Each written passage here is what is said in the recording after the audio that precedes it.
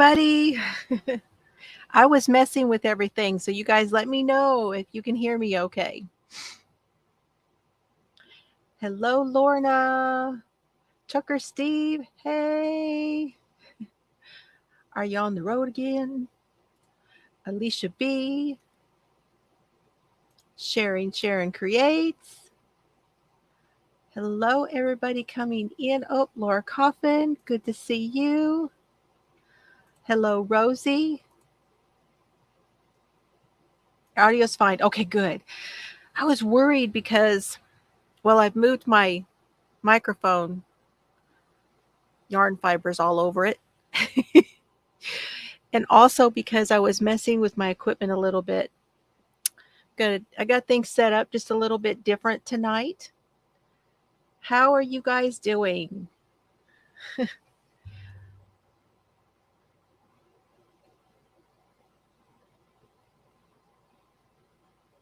Okay, there we go. There's what's on my desk. You're on the road somewhere? Ah, I knew he was on the road again. So I've got the book, I've got my notes, and I've got my project. I'm all ready to go. You started a new shawl? Oh my goodness. And no, I have not finished that capelet. I'm really close. I actually just put it down to work on something else. Hi, Jean. Oh, well, I'm glad you made it for this one. Glad to see you. So tonight we are going to be talking about this book. It is the Murder Investigation Team. And the last time that we were together, we had read up to the point where the forensics started. And as you know, I did not get a whole lot of reading in when I was in New Orleans. And when I was reading up some more, I did finish that section when I talked about, but I thought, there's so much here. I really don't think that we will get through that whole section that we had talked about. Hey, Kimberly. I hope, and I just wanted to say something. I do hope that everyone here gets along and that we all can say hello to each other and encourage each other in the chats. It means a lot to me. I've been into a lot of chats recently, and sometimes it's just so negative. And I really want it to be positive here. I'm working really hard at that. So please understand if I don't always acknowledge something you've said, I don't mean to ignore you either. So I wanted to say that also. But hi, Gail. Well, you must mean Duty Ron. Or maybe it was one of my daughters. I'm appreciative for the recommendation for sure. It also helps to put lots of, when you guys make comments and it gets the comment roll going, that helps helps YouTube to see me also when there's lots of comments in the live chat. And but the main thing is that I really like for you guys to interact too, because there's a lot of times when I am talking and I'm not able to see the chat and keep up with the chat because I'm, talking about whatever I'm talking about. So it's not because I am ignoring anybody.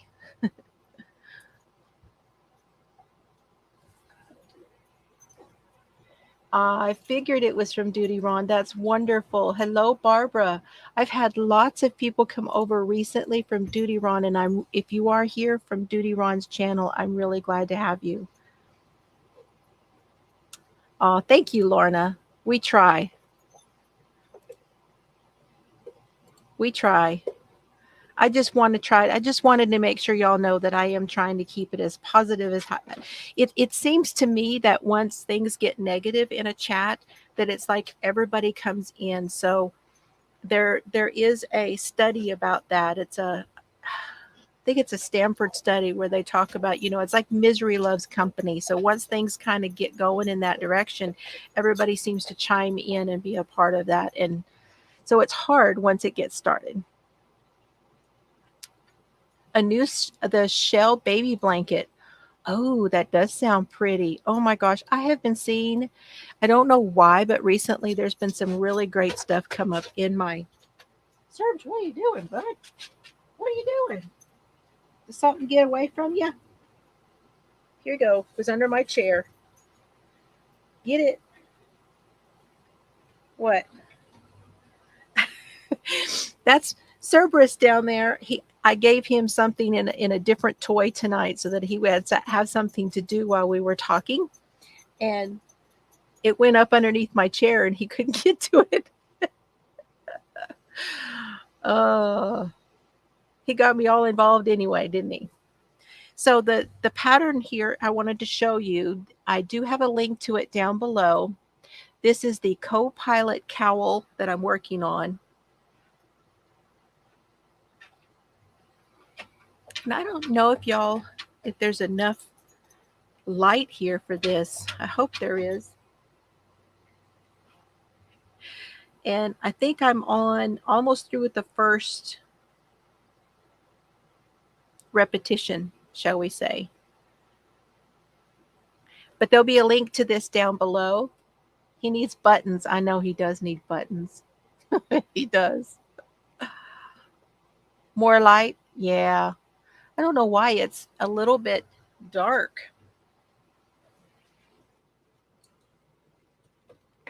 Let me see if I can change that.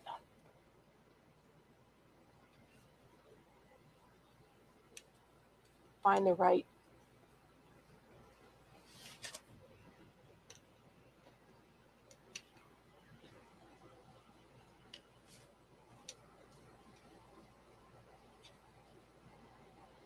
Making an adjustment, you guys.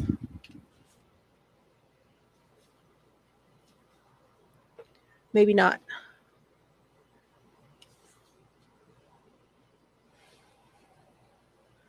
Okay, where's the switch? May have to go around to do it.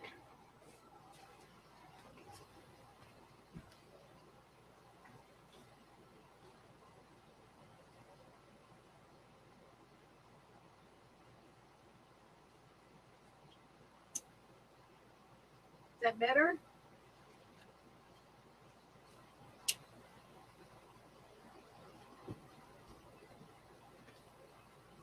Oh, that helped, didn't it?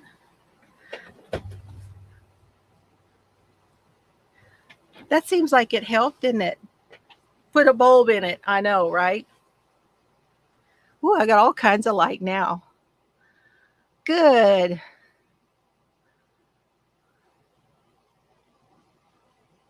Put the new bulb in. I do, I just put a new bulb in one of those. So we were supposed to read all the way up to the end of that chapter, which would be all of the crime scene. But I think we're going to have to break that up into a couple pieces. So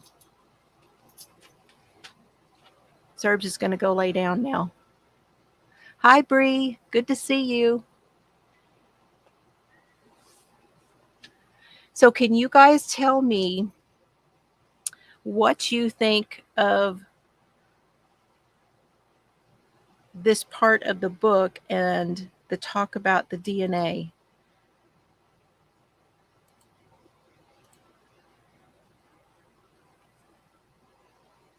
I thought that Steve broke this down really well, the DNA part of this.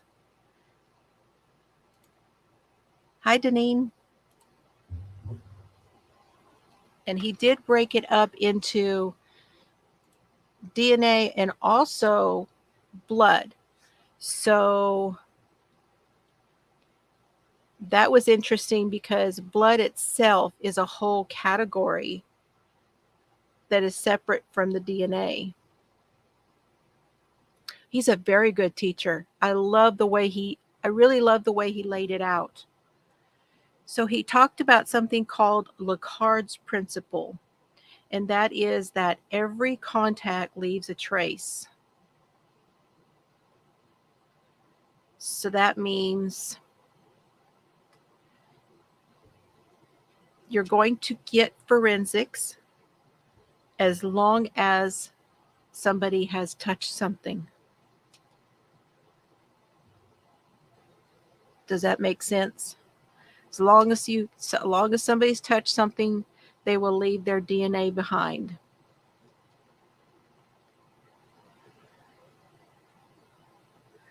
That's what I thought too, Annie.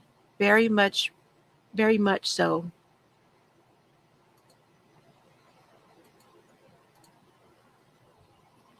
So the evidence you get through forensics would be DNA, fingerprints, blood, fibers, footprints, or in the UK they call it foot marks. I thought that was interesting that he calls it foot marks. I love the forensic stuff. Oh my gosh, I love it. So foot marks or footprints or shoe impressions, those kinds of things, firearms and ballistics. Now the ballistics would be the bullets. Does anyone know, and I'm going to really try hard to say this, but does anyone know what DNA means?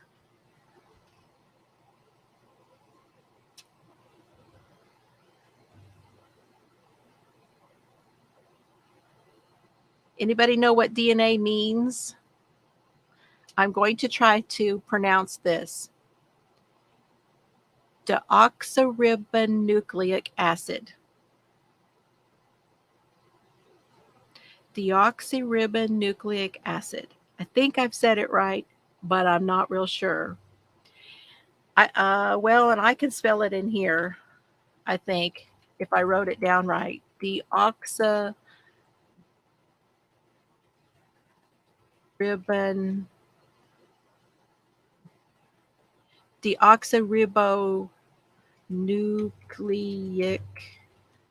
acid. Yeah. Way to go, Barbara. Did I? And I'm dyslexic, y'all, so I may not have spelled correctly, but it looks right.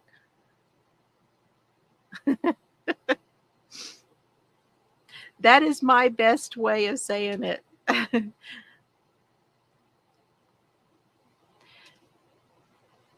And in order to get DNA, again, it usually means you have physical contact.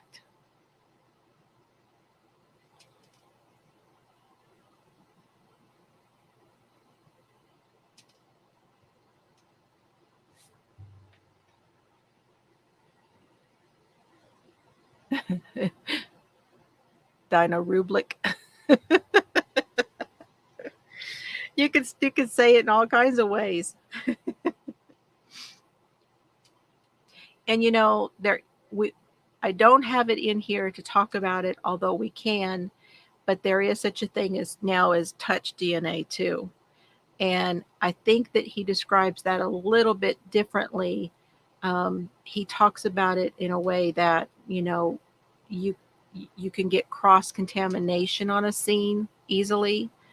And that is like if someone touches one scene and then goes to a different scene, you could definitely get some cross-contamination. And that's something they really don't want. The investigators try very hard not to do cross-contamination.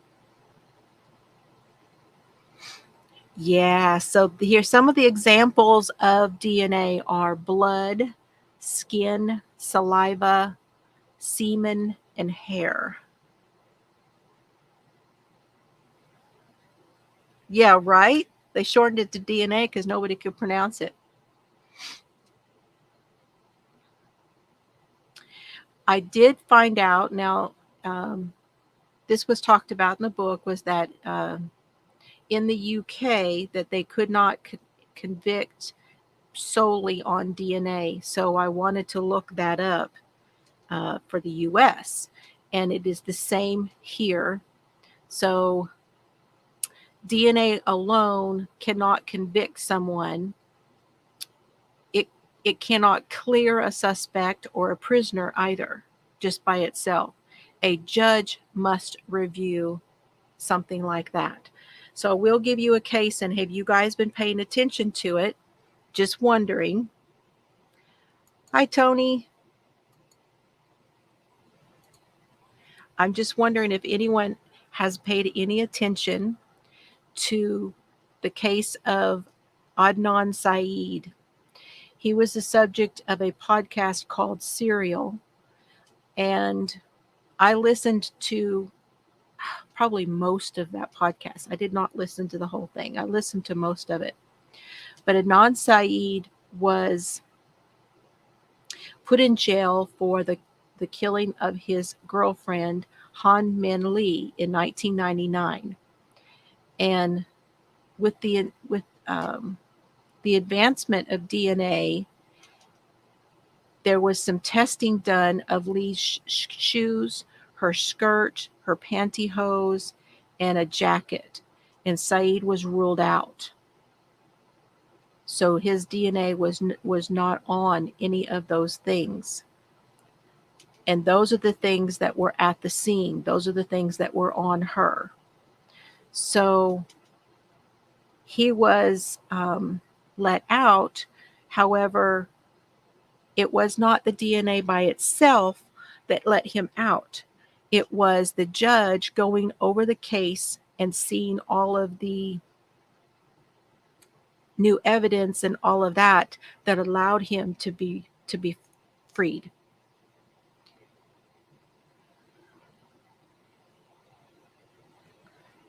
Hello, Tammy.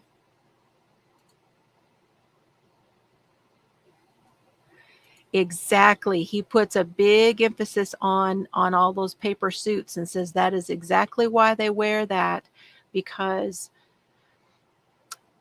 if they don't, and someone is at one scene and goes to another, they leave cross-contamination. So that is a big reason for those paper suits.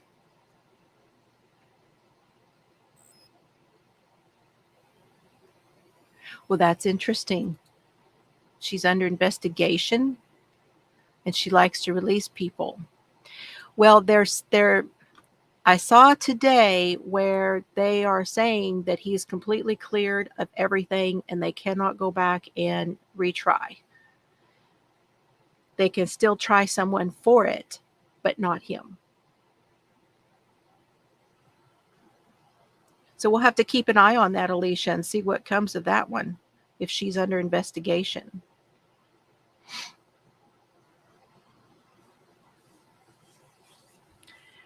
Did you guys know, this was new to me, that someone could have two different DNA profiles?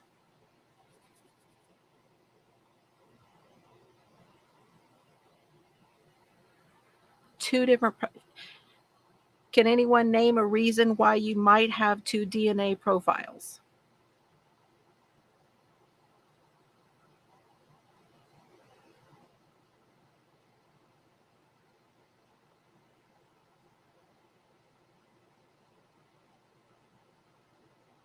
So one of the reasons, and I just did not know this, but it makes perfect sense.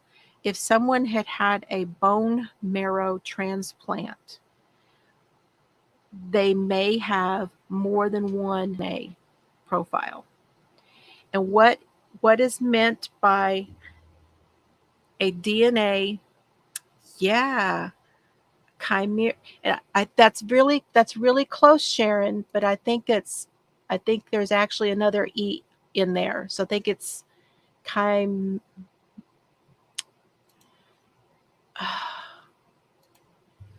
think it's chimera. I don't know, but there's another E somewhere. Chimeria, maybe. maybe like that. There's another letter in there somewhere, but that's really close.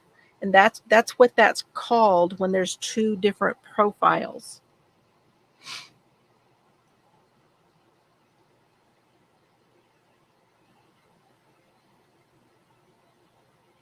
I know.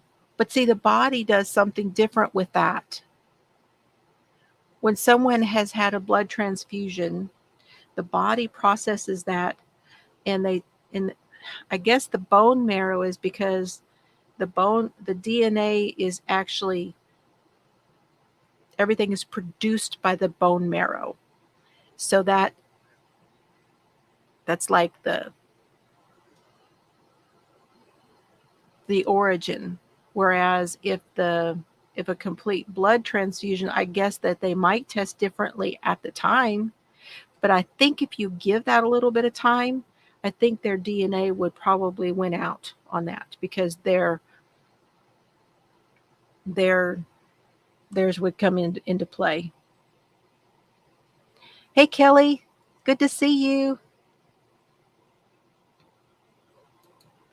Nice to have you here.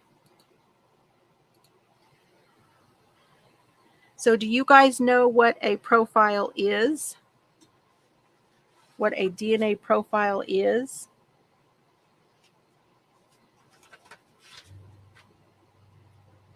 I learned a little more about DNA when I was watching the Mark Redwine murder trial, the one I covered where this is the one from Colorado.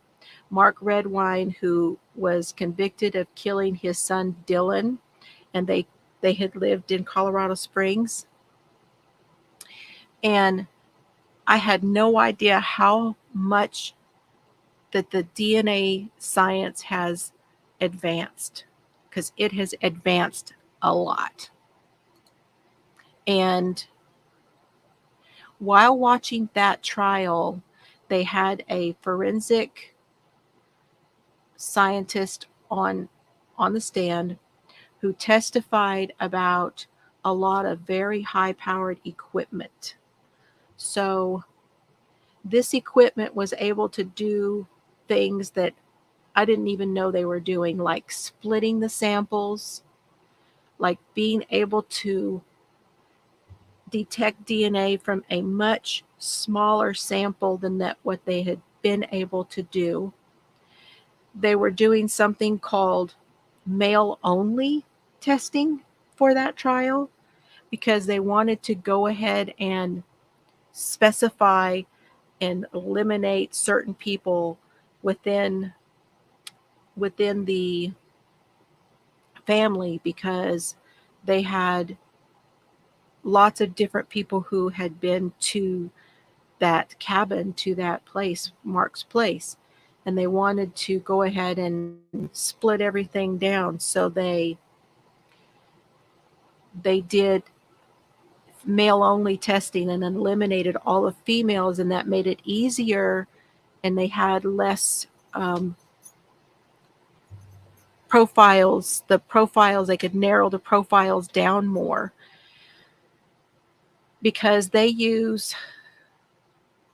I think they have to have for a sample 20 DNA regions. And the regions, now I'm not going to go into the whole thing on the DNA, but the regions are certain places along the DNA strand that they pull samples off of it to do the DNA. And those are called STRs, or short tandem repeats.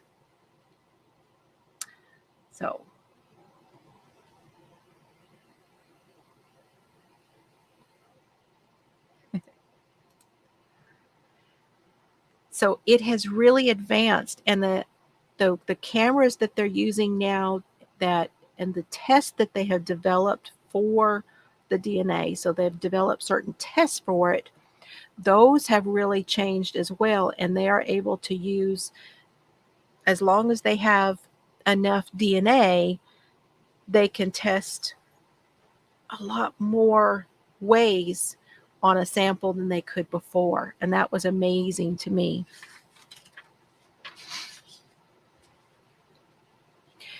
So does anybody know when the first DNA case was in the U.S.?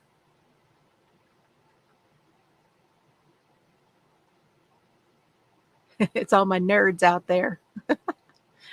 How nerdy are ya? Lots of nerds out there. Science nerds. I would say I care more about science now than I did back when I was in school. You know, it's strange the things that you decide are important and that you want to learn more about as you grow up, because you're like, I'm not going to need that. I don't need to know all that. I don't care about all that. But then later on in life, you're like, hey, that's kind of interesting. How does that work exactly? Just like our tastes change in our mouth, the foods you taste change so much through our life. The things that we're interested in change also. So not early 80s, actually. But I'm an 80s girl, and of course, that's one of the things that that I always remember was that the DNA stuff started to come out in the 80s. And I learned that when I was investigating more about the Farian Wardrop case, and you guys could watch that too. It's in my list. It's the first one, not the first one, I think the second case that I covered here on the channel. But the first one in the US that actually went to court was 1987. 1987. It was Tommy Lee Andrews. February 21st, 1987, he broke into a woman's home in Florida. He robbed her and raped her at knife point. DNA samples of semen at the crime scene, because there was not, even at that time, there was not a solid forensic standard for taking the rape kits at that time also.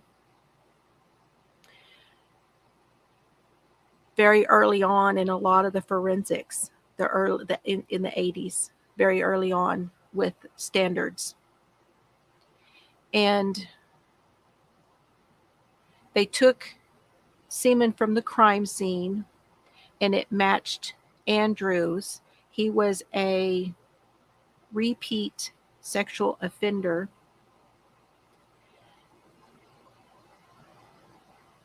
And they had drawn his blood, and that matched his blood. And the DNA did. They did a test on it. And this was an early on. But there was no standards for DNA anywhere in the states. No standard at all at that time. No state at that time had a DNA data bank where they could compare the DNA to the data bank. I think Stephen talks about in the book that they have a huge DNA data bank over there. Huge. I can't remember how many profiles he said that they have in their data bank, but it's a lot. Within 10 years of this case going in court and setting some sort of a precedence, that's how it works. They go to court and then they set some sort of precedence. You too? Uh-huh. Hi, Joan. Good to see you. I'm glad you're here.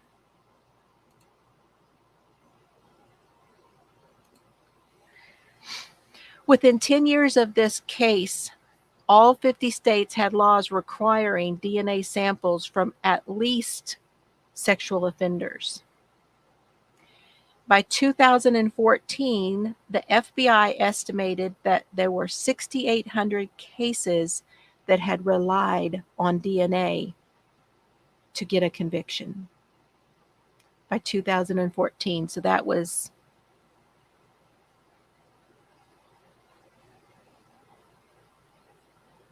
like 30 years almost. And it wasn't Indiana, Steve. It was Virginia, that was the first state to actually implement some requirements into law, actually put them into law requiring that DNA samples be taken. All 50 states currently vary in the types of offenders that they require DNA samples from and the protections of their databases. So I did not know there wasn't a standard for that as well. Okay, that every state has its own protection, their own, and it's supposed to help stop abuse of the system. So people using it against people, using it for the wrong things. It's supposed to stop abuse.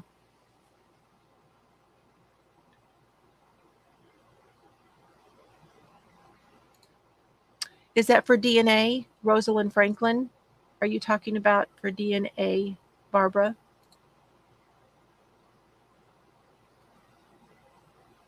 I know it doesn't feel like that long ago, does it, Sharon?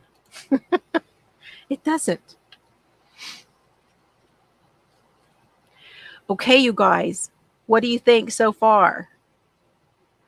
We can talk a little bit about fingerprints, but then again, like I said, I don't think we're going to get much farther into the rest of it. And I kind of thought that's what was going to happen tonight. And then we can talk about whatever y'all want to talk about.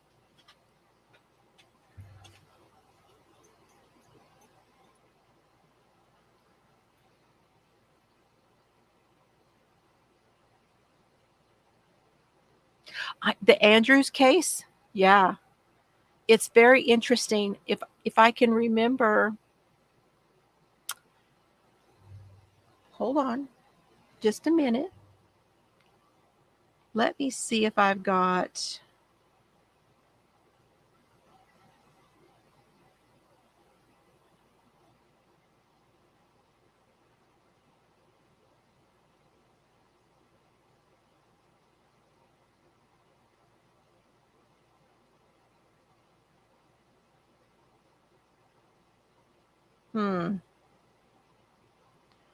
I thought I do. So I can read a little bit about this, guys, to you about the DNA. In 1987, Tommy Lee Andrews became the first American ever convicted in a case that utilized DNA evidence.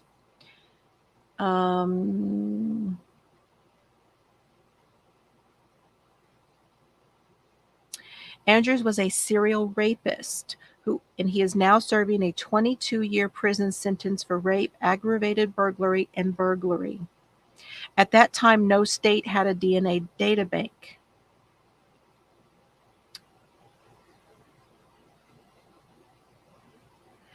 After witnessing the power of DNA evidence, state courts and state legislatures would soon grapple with the issue of whether DNA evidence should be admitted at trial as identity evidence and whether establishing state DNA databanks would be feasible and of value to law enforcement.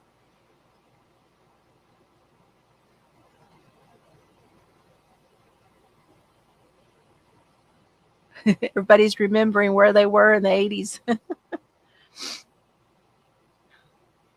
So Virginia's Division of Forensic Sciences implemented DNA testing in its criminal investigations in 1989, becoming the first state crime lab to introduce such a policy. I will try to remember, this is actually from pbs.org, okay? And I will try to remember to link this down below for you guys. Let me see if I can do it now.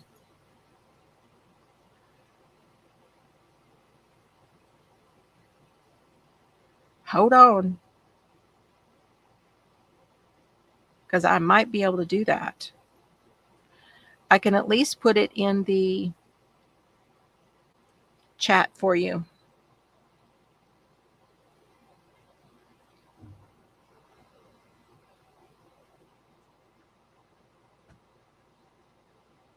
Let's see if it shows up.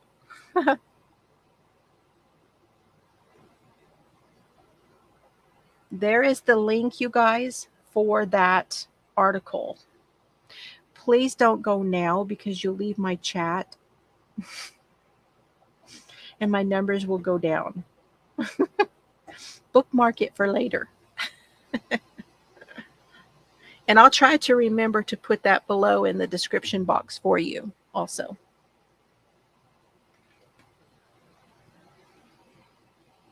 I don't know, Tony. I knew it was in the 80s because of the Fairy and Wardrobe deal. That's what I knew. When I investigated that, that's when I found out, because when they first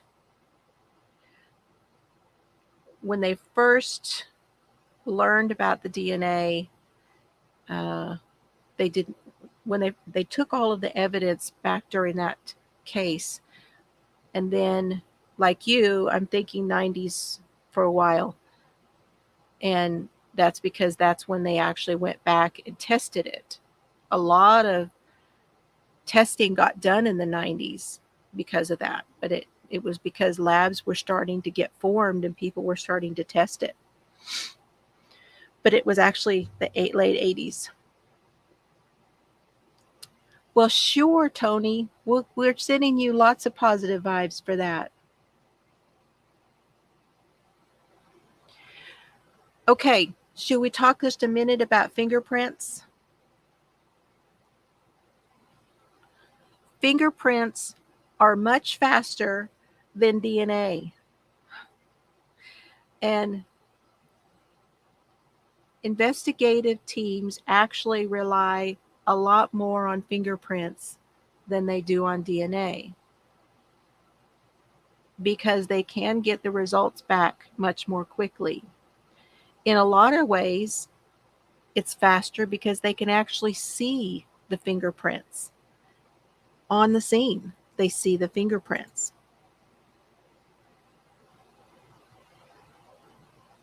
No two are ever the same, even with twins.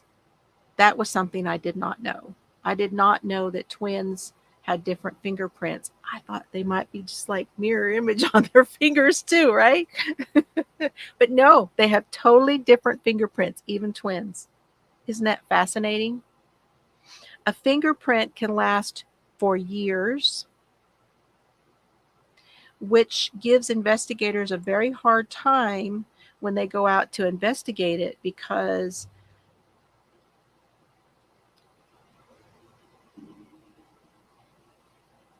if they may not be able to tell at the time what's going on with something, unless there's some other circumstance around what happened. That's the only thing. So, as an example, in the book, he talks about a scene where they go out and they find a fingerprint on a vehicle, and they question some of the suspects that were supposed to be at the scene, and the suspect was saying that he had washed his car a couple of days before. Well, they knew that fingerprint was new, which put him time-wise at the scene.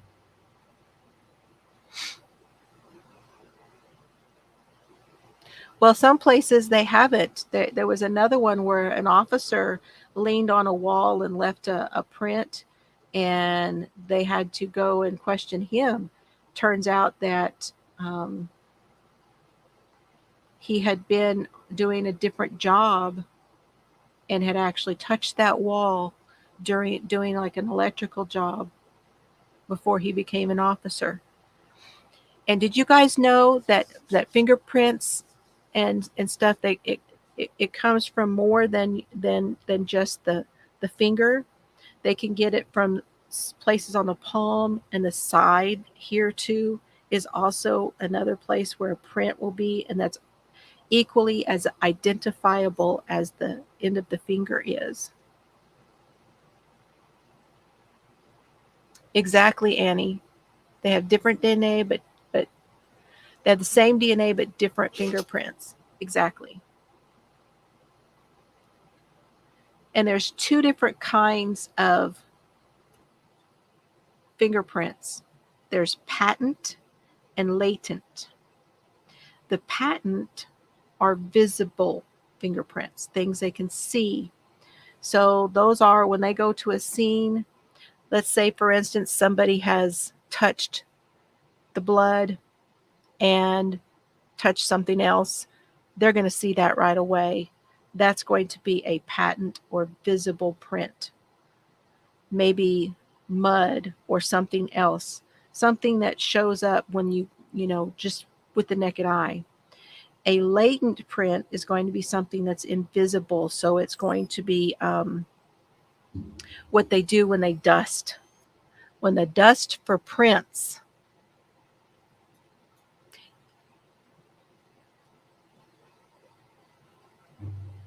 so they use an aluminum powder. Even after all these years, he was talking about how they still use aluminum powder, and they use a brush, and they dust for the prints. When they say that they're going to lift the print, it means that they use a piece of tape, and they put it on that print, and they lift it off with the tape to examine it.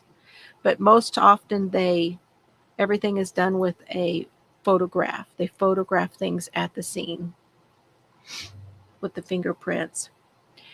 And, they do have other things. Yes, footprints is something, foot marks, footprints.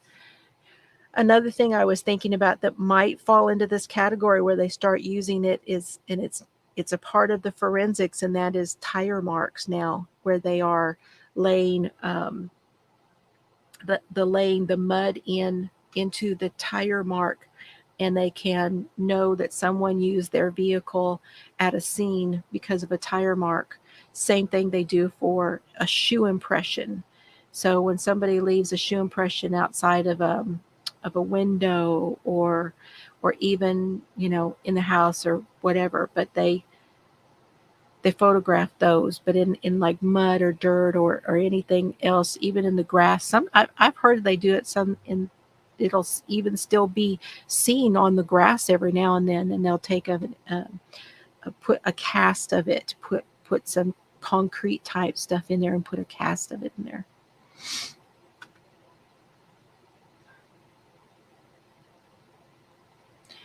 Something similar to dental cement. Interesting. I was thinking it was like regular, like cement. I just knew it was cement. That's interesting. So that gets us up to there, and then we start getting into the blood. Now, I don't have as many notes on the blood, so I really didn't think we would get that far. Do you guys want to talk about the blood a little bit, or do you want to move on to something else? A lot of the cases now that are where they're getting their sentence dropped and they're being released, a lot of these cases are from the DNA. The DNA is clearing a lot of people. But I did want to make sure that y'all understood that just because they are getting released, that they are getting their case looked at, and that they found DNA that says that the person's DNA was not at the scene, their cases still have to go through a judge, and a judge still has to look at everything to see if they are eligible to be released. Yeah, the blood is a whole nother thing, I feel like, because the blood, then we get into stuff like the spatter, or spatter. There's the argument. Is it splatter or spatter? Because that's a whole thing in itself, and there's become a whole science behind the blood.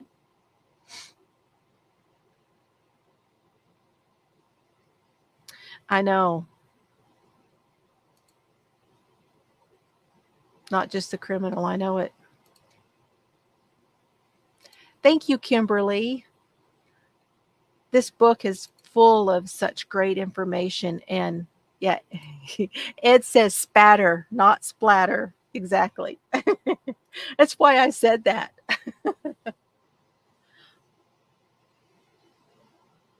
Yeah, I think we could really go into some deep discussion on the blood, and we can do that next week. How's that sound? We'll do that next week. So it's nice under these lights. I look pretty good under these lights, but it's a little warm.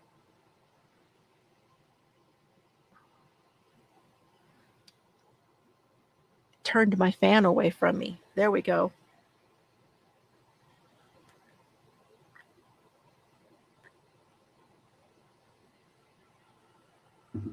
Does anybody have any good news to share tonight? I know, right? Everything forensic. I love to listen to Ed talk about forensics.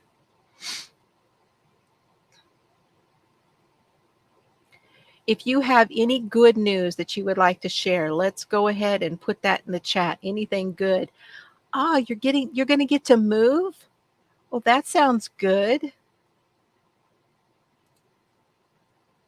Can I just say that it's such really, really good news that I've got Alicia B crocheting and knitting, and she's talking about doing new stuff all the time. That's good news to me.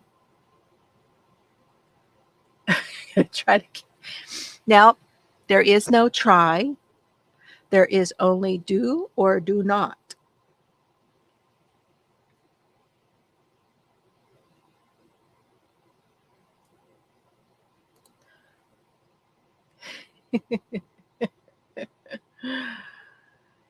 I cannot believe he's got 5 words down. He's only got 1 button left, and then she's probably going to have to buy some more buttons. Steve's got a lot of good news. Are you going to tell us any of that good news, Steve?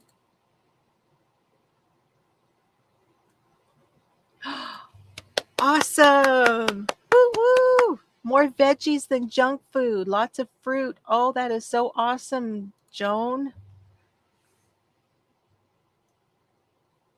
Hi, Sylvia. That's good news. There you go.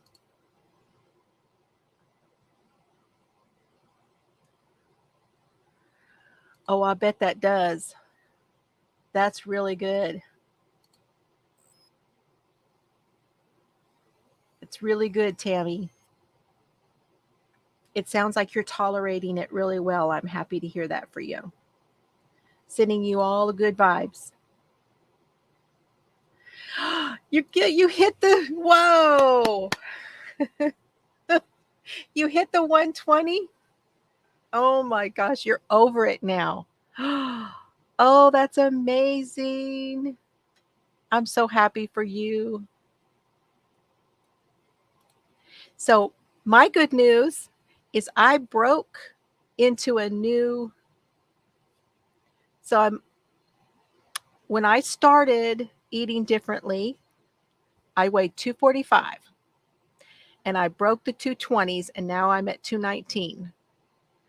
It felt so good to break those twos and get out of that two, and I'm on my way down to below 200. So we both have good news there.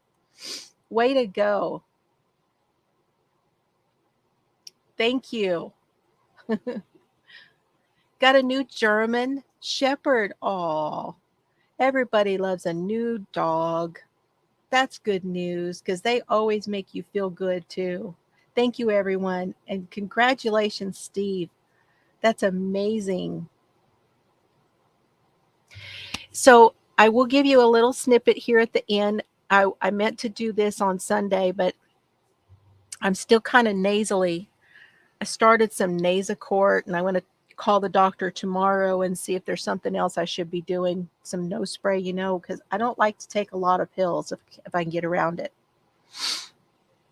But that's basically what I brought home from the little one. Solomon was sick, and now the older one. And Oliver, if you're watching, sweetie, feel better. I know he doesn't feel good, and his mama is taking care of him tonight, and that's why she's not here. So sending lots of happy thoughts and healing thoughts to them also.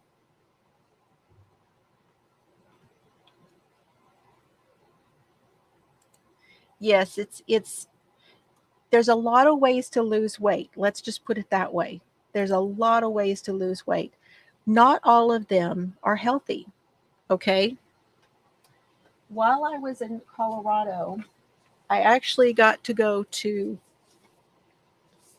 do a little shopping. And I'm not going to do it here, but I do want to show you guys this book. And it's called How Not to Diet. And it's by Dr. Michael Greger. And he runs the website. It's called nutritionalfacts.org. And I will talk about all of this when I do the whole talk about it deal. And when I do, I'm going to be giving this book away. Now, this is a very thick book. He has several books out. He has a newer one. I can't remember what it's called. He has How Not to Diet. He has How Not to Die. I think the other one is How to Survive a Pandemic, something along the lines of that. But he talks about nutrition. And you can look up nutritionfacts.org, and he's also here on YouTube. And there's a lot of very, very useful information, you guys. So just keep in mind, he's got some older books too. Okay, those are the ones I know about. I haven't delved into, this is all pretty new to me, the nutrition stuff. That's exactly right, Tammy, because, and when I get into this, you guys, you all are going to go, do what? But red meat is a class 1 carcinogen, meaning it causes cancer. Everybody knows it. Just saying. I do not anymore eat meat. I do not anymore eat dairy.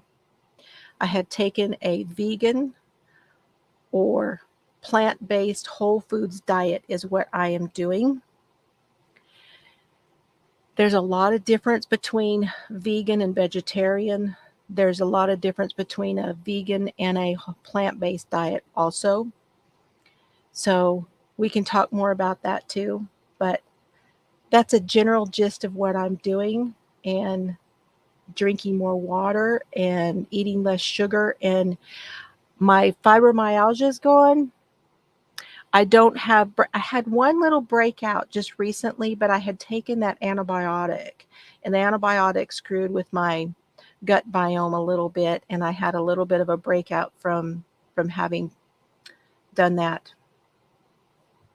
So, that's a good question, Tony, because a lot of people think that chicken is more healthy than beef, and it's not any healthier.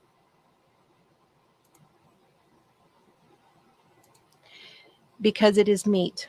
Dairy is also meat because of casein. Dairy elevates the IGF-1, which fuels the cancer growth. And milk, regular dairy milk, where our bodies are really not set up or meant to be drinking that. We're meant to drink our mother's milk and then go to water, because we're the only ones that drink another animal's milk. None of the other animals do it. And milk is considered liquid meat. Now, this isn't for everyone, and I understand that, and I'm not telling you guys how to eat. So here's your disclaimer. Y'all do your research. But if y'all want to know what I'm doing, I can tell you what I'm doing. It is. Fibro's gone. Fibromyalgia, gone.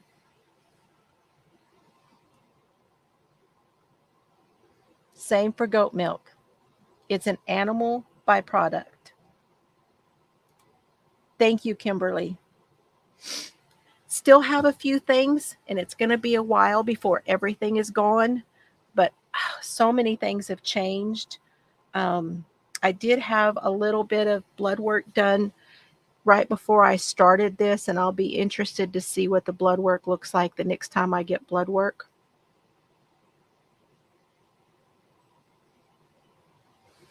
That's just one aspect of it, but yes, the China study. Okay.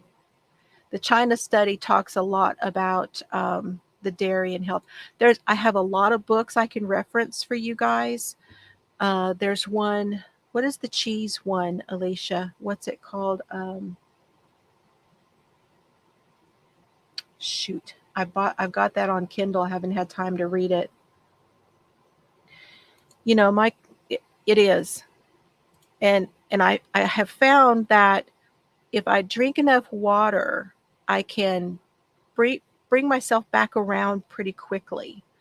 So Alicia and I may not agree on this. The cheese trap. Thank you. Yes, the cheese trap is another one, and he talks a lot about the China study too. But yeah, we can have an entire chat about this, you guys. I can't do it tomorrow. Tomorrow, Mr. Fiber and I are going to go get new glasses. I got new glasses coming tomorrow. And then I have a family Zoom. But we can talk about it Thursday if you guys want to. I'll set it up and we can talk about it.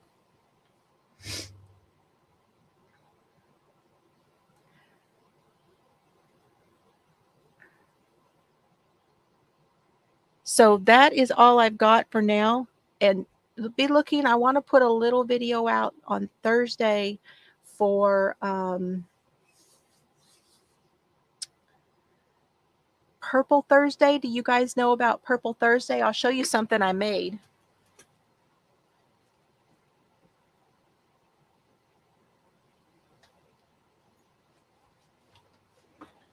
As you know, this month is the awareness month for lots of things. It is the awareness for breast cancer, but it is also the awareness month for domestic violence. Okay. And I had said to y'all that I wanted to start making more purple things. So I made this hat on my Addy knitting machine. This side, I'm going to make more like this. This side has a stripe on it of a contrasting color. And when you turn it onto the other side, it's all purple. Now this hat's going to go to my daughter Chelsea because she loves it and she loves purple, and I'm going to put a palm on it for her, a removable one with a button.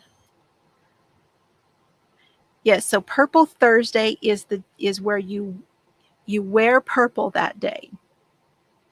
And what I thought I would do is I would come on Thursday and I will talk to you guys more about the domestic violence and making purple things. And I was going to do that on Thursday. And then I made this one, but I had some trouble with my Addy. So I wound up taking this off of the Addy. This meant to be another hat. So instead, I took it off and I crocheted onto the end here and here where my scrap yarn was. And it's going to be a child's cowl because it's entirely too small for an adult to be an adult cowl. I can get it on.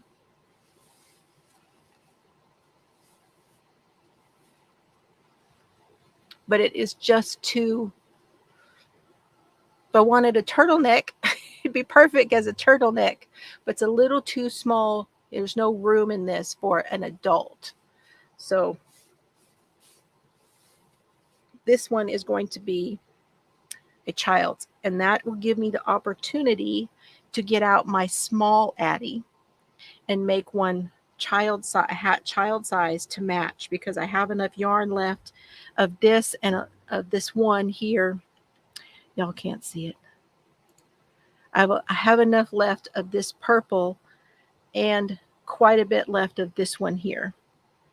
Yeah, it looks like a muff, like like a muffler. Very well could be used as a muffler. It could. I thought about it as a sleeve. It would be a very loose sleeve. And that may be, I may make something like that on the Addy, is to make a couple of long ones of these and then put some panels together, and I could make a sweater with, make the sleeves of the sweater. Yeah, I got all kinds of ideas for the Addy. But Purple Thursday is going to be about, I know, like a mask.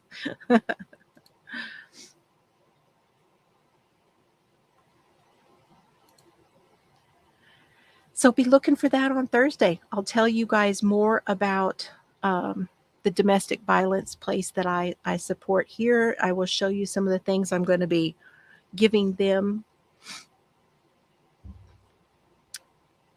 And that is, and then this Friday, we're going to start talking about the Piketon Massacre.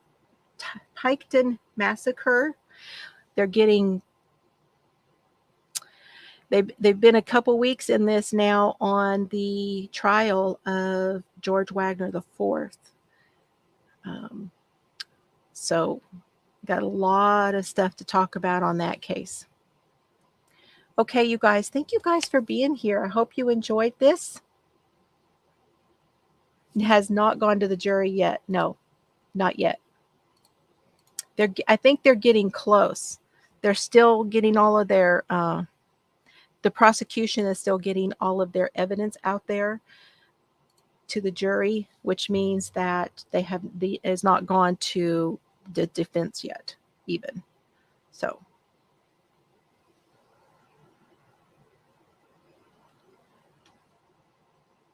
It'll be at 7 Thursday evening, Kimberly. 7 o'clock Thursday evening. I like the 7 o'clock ones. They're just late enough that everybody's done their dinner and all that kind of stuff, and they're just early enough that y'all can come on and do stuff and still go do other things. I don't know. I just like that 7 o'clock one. It gives me plenty of time to prepare through the day and do some other stuff. I don't know. I just like 7 o'clock. So yes, everyone, I agree. Stay safe, stay well, take care of yourselves, and I will see you guys again soon. And like I've been saying all along, have fun today and eat more plants. Bye, you guys.